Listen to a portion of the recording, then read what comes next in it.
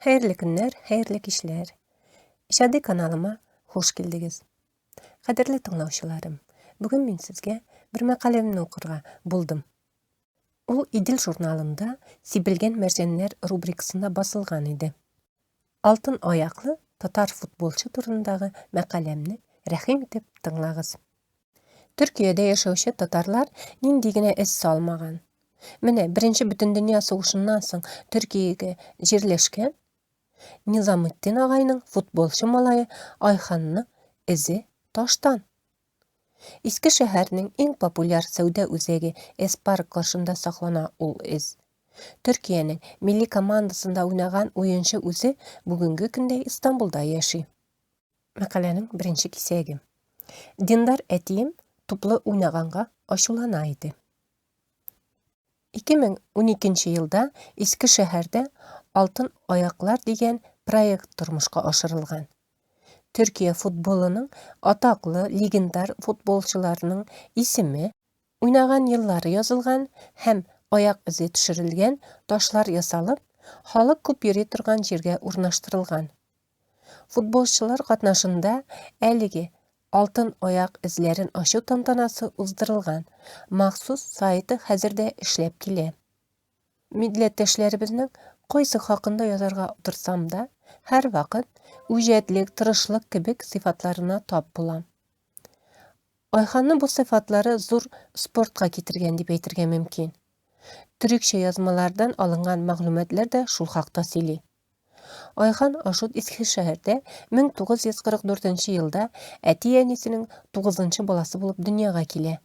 Soğuş yılların uzgan Türkiye'ge kilgeç özünün halal kul işi tügüçilik bilen gün körüp turmuş joyga salgan, kibet tutgan, garmunda üzdirip oynagan, özü biyüşe hem her işke bulgan etisi, elbette tüpşeginin tup artından vakıtın buşka uzdırıp şabıp yürüyün huplanmagan. Emme bala şağından tup tiperge yaratkan Ayxan, Etisi qaşı kilüge qaramastan futboldan boş tartmay. Balalık mavğuuna eski şäherde her mahalle üz takımın buldırıp, yol günlerinde uzara matçlar uzdırıp yaşagan yıllarga toru kilüü de tesir itken. Bala şağın üze şulayrak eske düşüre. Top tiberge bir kere ataydım. Gil zorlar bilen oynadım. Dindar Etiyim tuplu oynaganga aşulanaydı. Yol günlerinde 18-19 yaşlıklarının ertengi maçı bula. Min de erten 8'e turup gitem. Kişkineydim. Baribir meni yerteler. Bir boy malayı futbolçu ayak kiyimi kiyip geldi. Onlardan koyda alganın sıraştım. Şundan berem jitkenin küttüm. Berem bilen kutlagan balalarga 5-10 kuruş Türkiye'de tiyin akşa. Bireler idi. Koyda kim var, barısına kirdim. Şulay biraz akşa topladım. Ol vaqtda futbolçu ayak kiyimin 12-5 liraga tigib bireler. Akşam jitmedi. Bir gün üydegi bakır şülmeklerini gördüm. Şularga gözüm düştü. Bizning qiridağı üyde arendator yaşaydı. Qarim, ol da bir yaka bakır legenlerin taşlagan. O zamanlar bakır kıymet yeri. Min buların barısını topladım da sottım hem ayak kiyimi diktirdim. Sonra arendada oturgan adam kilgen, koragan legenleri yok. Minden sıradı. Sattım dedim.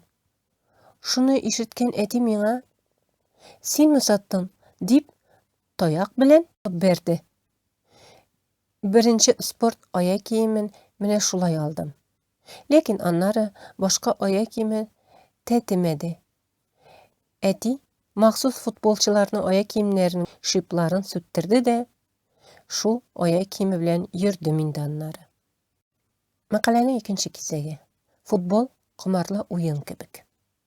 Ayxan 18 yaşından Eskişehir Sport Klubu'nun ümidli sportçusu bularak tanıla. Ol Türkiye'nin milli jıyılma komandasına kirgen oyunculardan. Әйтик, 1969 елда дөнья чемпионатында Төркия командасы составында Советлар Бирлиги, Польша, Румыния, Иран һәм башка командаларга каршы уйнаган. Зур спорт мәхәллә урамнарында туп тибү генә түгел шул. Һәр яклап сыный. Бер көн уенчыларның яхшы уйнавына, җиңүенә сокланган, горурланган тамашачы икенче көнне кечкенә генә бер уңышсызлыкны күрсә дә гафу итмәскә мөмкин. Андый сынаулы очрак Айханны да урап узмый. 1965-66 елларда Төркиянең икенче лигасында яңа такым буларак Искешәһәр футбол такымы барлыкка килә. Айхан Ашут анда күзгә кирип торган уенчыларның берсе. Әмма аягын авырттыру сәбәпле бер ара уйный алмаслык хәлгә килә. Янә дә уенчының бер хатирәсенә тукталыйк. Икенче матч кебек иде. Чирәм бик йомшак. Аяк киеме туфракка батты. Абындым. Тезем купты. Шул килеш уеннан калдым. Электән уенчы алыштыру юк иде. Туп янымнан тәгәрәп үтеп китте. Җитешмәдем. Моны күргән тамашачылар миңа төрле әшәке сүзләр белән кычкыра башлады. Матч бетте. Стадионнан аксаклап чыктым. Икенче көнгә тезем шиште. Берәр атна хастаханәдә яттым. Аннары дәваланырга Истанбулга киттем. Бер ай узды. Берни юк. Кайтып киттем. Тренер Абдуллах Матай һәр көн күнегүләр ясарга килергә кушты. Йөгердем, авыр әйберләр күтәрдем. Карыйм, тезем әйбәтләнә башлады. Бер айдан соң матч бар иде. Матай чакырды һәм: "Айхан, кара, бу бер кымарлы уен кебек. Матчка чыгып яхшы уйнасаң, футбол яратучылар сине кабат чакырыр, кычкырыр, сине яратырлар", диде. "Уйнаячакмын", дидем. Бер гол керттем.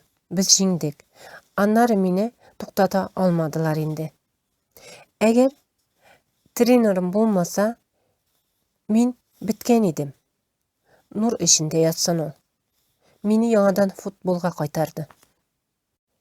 Мәкаләнең 3нче кисәге. Әни, син монда нишлисең? Шунысы да мәгълүм. Низаметдин ага туп тибеп йөргән малайының уңышына шаһит булган. Искешәһәр такымы икенче лига чемпионы булганнан соң уенчыларны каршы алырга җыелган халык агымын үз күзләре белән күргән ул. Бу вакытта халык арасында хатыны белән улы кайтканы көтеп торган Мөхаҗир Низаметдин ниләр кичергәндер, кем белә.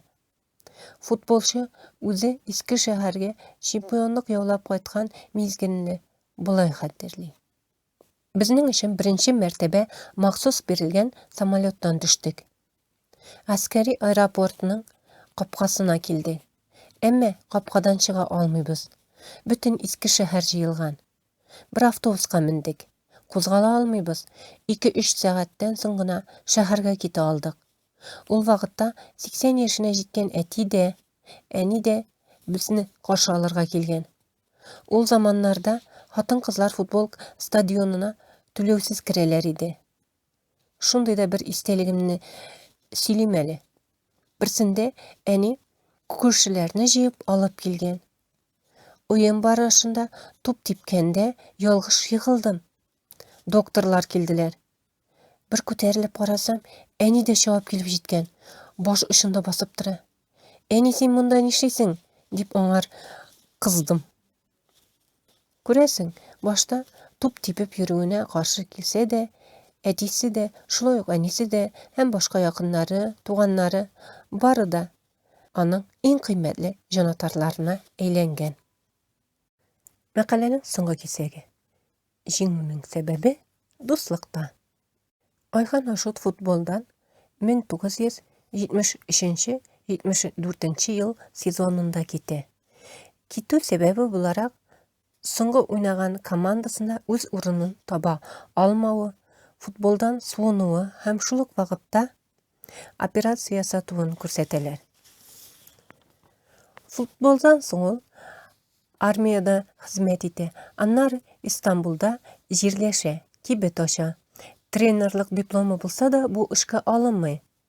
Muna özünün kızı xılıqlı, tiz qabı ketüşenligi bilen beylep anlata.